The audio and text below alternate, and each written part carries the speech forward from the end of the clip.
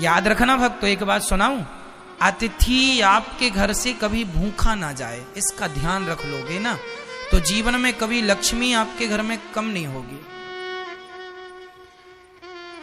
ना जाने किस रूप में नारायण मिल जाएं, पता नहीं किस रूप में भगवान कब आ जाएं, वो कुत्ता बनकर आए, बिल्ली बनकर आए, साधु बनकर आए, फकीर आदमी इंसान बनकर आए, सामान्य रूप में आए, किसी भी रूप में आए, कोई आपके घर आए। मैं ये नहीं कहता कि किसी को धन दौलत दो, लेकिन कोई आवे तो जरूर ये पूछा करो, भैया संत जी क्या भोजन करेंगे?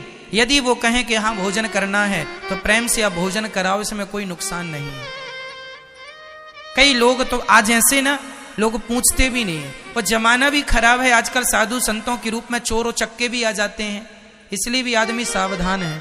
क्योंकि रावण सीता मां को चुराने आया था तो साधु बनकर ही आया था।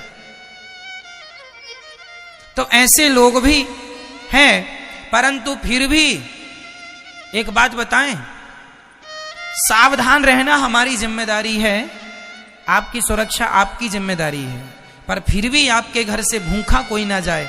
माता सीता जानती थी कि ये रावण है, माता सीता भवानी है, नहीं जानती थी कि ये रावण है, लेकिन रावण बन के क्या आया था? साधु। और कह क्या रहा था? हमें भूख लगी है, भिक्षाम देही, हमें भिक्षा दीजिए। और माता सीता कौन है? राम की धर्म पत्नी, और गृहस्थों का धर्म है कि द्वार पे आया अतिथि भूखा ना जाए। माता सीता जानती थी कि ये रावण है, मुझे हरने आया है। जो लक्ष्मण रेखा थी, रावण बोला इसे पार करके आओ और मुझे भूख लगी है, भोजन कराओ।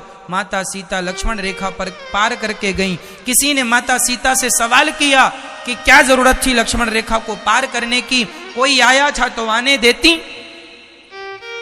माता सीता बोली नहीं, हम गृहस्थ हैं और गृहस्थों का सबसे श्रेष्ठ धर्म है अतिथि देवो भव।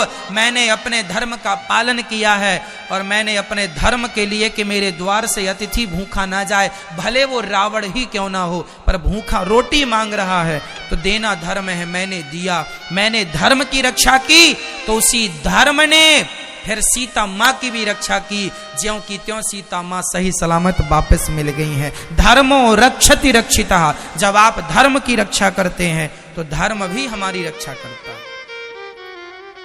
इसलिए अतिथि देवो भव,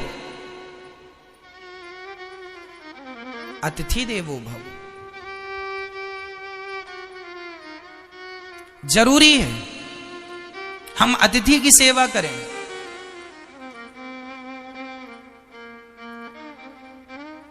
समझ रहे हैं?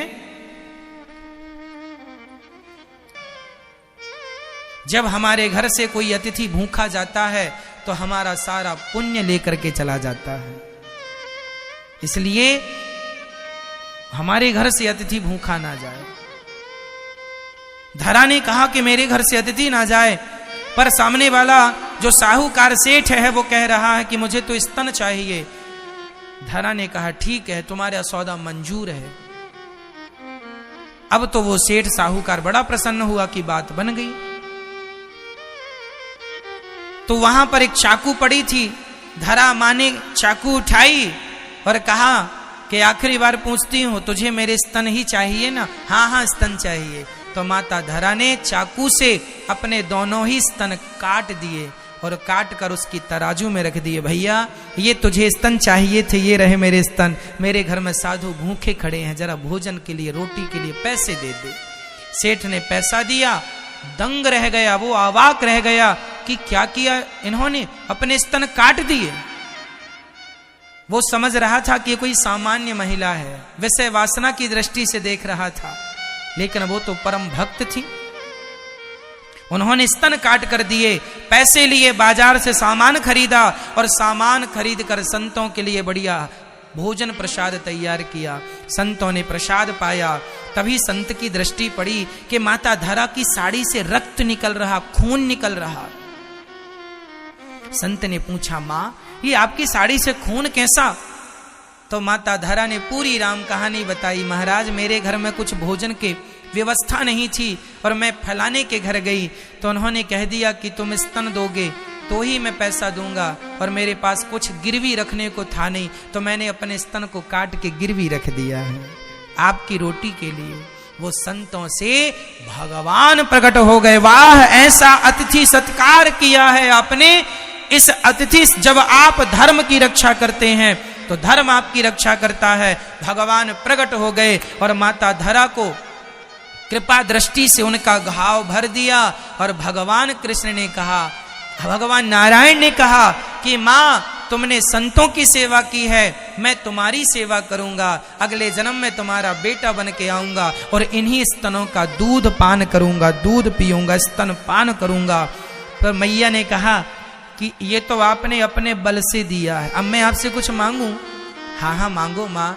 तो कन्हैया, भगवान मैया यशोदा, मैया धरा ने कहा कि प्रभु, जब आप मेरे बेटे बन के आना तो मुझे वात्सल्य देना, मुझे प्यार देना, है ना? ठीक है, दूंगा। वही धरा यशोदा बनी और वही भगवान नारायण आज कृष्ण बनकर यशोदा मैया की गोद में खेल रहे हैं। और जितना प्यार भगवान ने मैया यशोदा को दिया, इतना प्यार माता देवकी को नहीं मिला। ये वात्सल्य की लीला है। 11.5 साल तक प्यार किया भगवान ने अपनी मां को, बचपन का। फिर लीला करने के लिए आगे चले गए मथुरा, फिर मथुरा से आगे द्वारिका इत्यादि की लीलाएं हुई। तो भगवान ने, सच कहता हूं, राम बनकर जब आए थे ना, तो माता कौशल्या को भी इतना सुख नहीं मिला था जितना सुख माता यशोदा को मिला। इसलिए भक्तों में सर्वश्रेष्ठ भक्त माता यशोदा है। गोपियां और माता यशोदा उच्च कोटि की। ये केवल मां नहीं है, यशोदा मैया केवल मां नहीं है, उच्च कोटि की भगवान की परम उपासक भक्त है मैया यशोदा। भक्तों की परम आचार्य है माता यशोदा। इसलिए आप बड़े प्रेम से माता यशोदा का स्तनपान किया। इसलिए ये दास इन कथाओं को केवल सुनाता नहीं है, हमने सुना दी, आपने सुन लिया ना। जो कथा मैंने आपको सुनाई कि मां यशोदा धरा थी और इन्होंने अतिथि सत्कार किया, संतों की सेवा की, उसी प्रकार ये दास आपको सुना नहीं रहा है। यहाँ पर ये संतों की सेवा प्रैक्टिकल ये दास करता भी है, रोज करता है। बिना संतों के भोजन किए ये दास कभी खाता नहीं है। मैं भोजन नहीं करता तब तक जब तक संत भोजन ना कर ले। यहां हजारों संत भोजन कर लेते हैं, फिर ये दास अनिरुद्ध खाता है। अतिथि देवो भव यही है, हमें यही सिखाया गया, यही हमारे संस्कार हैं। सभी में बांट कर खाए उसे इंसान कहते हैं, पराया दर्द अपनाए उसे इंसान कहते हैं। ये संतों को कोई धन दौलत थोड़ी चाहिए, ये तो 2 रोटी से ही खुश होते हैं और करोड़ों का आशीर्वाद देते हैं और अपना भजन करते हैं। ये तो आनंद से रहने वाले साधु संत हैं, ये कोई लोभ लालच वाले थोड़ी हैं।